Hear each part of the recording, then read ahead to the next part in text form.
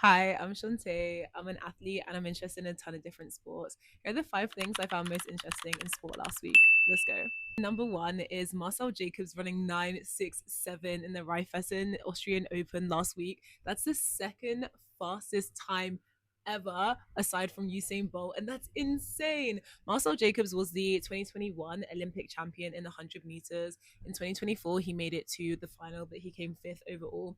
And I'm not gonna lie, for the past few seasons, he's kind of just been drifting in and out because of injuries. But this might be Marcel's season to come back. When I first saw this go live, I went crazy because this is something I did not expect Marcel Jacobs to do. I thought if anyone was gonna do or anyone was gonna get that close, it would either be Kashane or it would be Noah Lyle, someone like that. It turns out I actually wasn't wind legal and it was a plus 4.1, which is a lot because the legal wind is plus two. So that's a big difference. But regardless, that's still a crazy time to be running. Usain Bolt set his record in like August 2009 with 9.58 as the fastest 100-meter dash ever. But it's been a while since anyone has came close in wind legal conditions. And I'm kind of thinking, is this going to be like a Roger Bannister effect? And this season or next season, are we going to see a lot of people breaking 9.7? Because realistically, the only people who have went sub 9.7 are Tyson Gay and Johan Blakes. So I wonder if we're just going to be seeing a lot of people making this move in the next few seasons, and I'm here for it. Although if someone is going to break it, I want it to be Kashane or I want it to be Oblique Seville. I want it to stay. I want it to stay within the Jams country because, guys, sprinting, that's where we dominate. That's our thing. Topic of Jamaica. Number two is Jamaica being selected as co-host of the 2031 Women's World Cup, which is crazy. It will make Jamaica the first Caribbean nation to host a senior FIFA World Cup, and it's so exciting. They're co-hosting alongside the US, Mexico, and Costa Rica. This obviously means automatic qualification for the Reggae Girls, but I don't know if they necessarily need it. We're ranked 41st at the moment, but we've qualified for the past two World Cups, and hopefully we'll qualify for the one in 2027 as well. But I'm really hoping this leads to a push in women's football on the island, because although we're doing well at the moment, in 2008 the Women's Football Federation was disbanded after they failed to make it out to the 2008 Olympic qualifiers.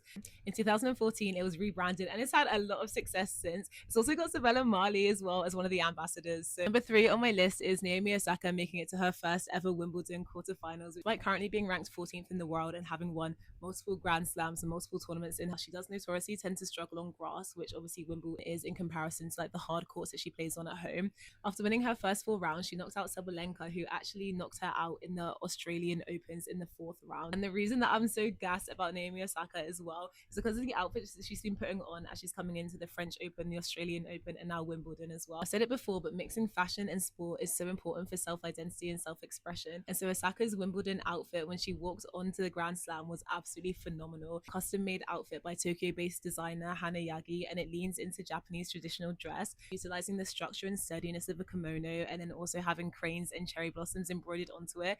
And it was so beautiful to see. And obviously she adhered to the Wimbledon whites as well, which by the way I think one is a very old tradition, which I think lays in elitism. When asked about her outfit, Osaka said, "I like to use fashion as a medium for storytelling, and every walkout is an opportunity to allow people into my creative world." I think it's so important because in a sport like tennis, where black women are so policed in their expressions and how they react to the opponents and the umpires and held to a higher standard than their white counterparts are, it's so beautiful that she's allowed to express herself like this. She also had some other cool outfits this year. In the Australian Open, she came out in this beautiful dress which was trailing turquoise, inspired by a book that her and her daughter read, and she was meant to look like a jellyfish and they ate that up. And then in the Paris Open, she walked on court in like this black corseted dress with a gorgeous golden sparkly one underneath. Despite the fact that Osaka's looks have made it to Vogue, I think it's quite a cool way to brand herself, would show your identity without leaning super into commercialism.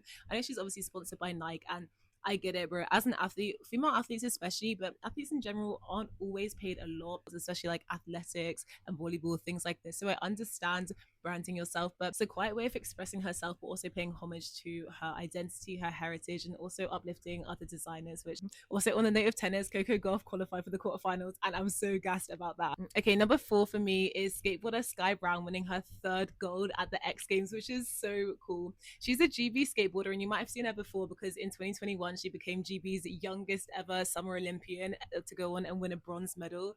And then in Paris 2024, she also won the bronze medal again.